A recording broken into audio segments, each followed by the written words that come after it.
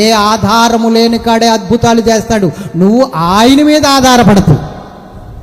అందుకే ఆయన మీద ఆధారపడగలిగితే అసాధ్యము కూడా సుసాధ్యమైపోతుందని చెబుతున్నా నేను. ఆధారపడు, మనుషుల మీద కాదు, డబ్బు మీద కాదు. స్తోత్రం చెప్పాలి. ఒక్క చిన్న విషయాన్ని, ఒక చిన్న సాక్ష్యం చెప్పి నేను ముగించేస్తాను. ఇంకా డేవిడ్ గారు దయచేసి ఇట్లా రావాలి, ఇట్లా రండి.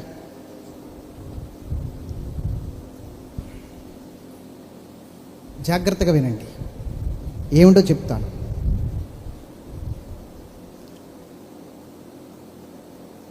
ఈయనెవరు? ఈయనెవరు? చెప్పండి చెప్పండి.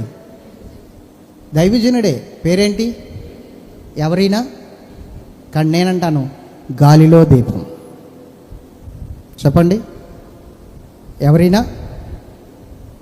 ఎవరైనా? ఇతని ఫ్యామిలీ నలుగురు బతకాలి. ఇద్దరు, ఒక కుమారుడు, ఒక కుమార్తె, చిన్నపిల్లలు. కుమారుడు ఇర్మియా బొగ్గ కింద స్టాండ్ ఎట్టి కూర్చున్నాడు చూసారా, అతను. కుమార్తె ఇదిగో, లేవమ్మ లే కృప.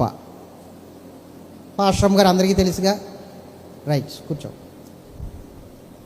ఈయన దేవుడు నిన్ను సేవకు పిలుచుకుంటున్నాడు బాబు అంటే చేసే వ్యాపారం మానేసి, చేసేది మొత్తం విడిచిపెట్టేసి పూర్తిగా ఆయన మీద ఆధారపడిపోయాడు.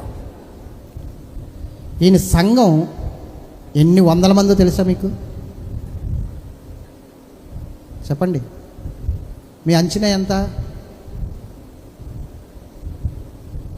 నలుగురు